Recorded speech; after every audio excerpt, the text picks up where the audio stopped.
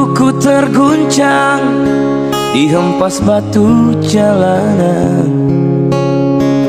Hati tergetar menatap kering rerumputan.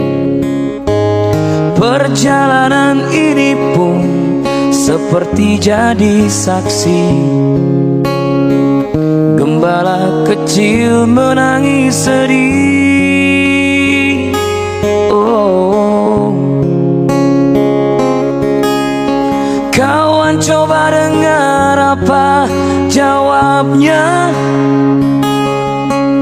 ketika aku tanya mengapa.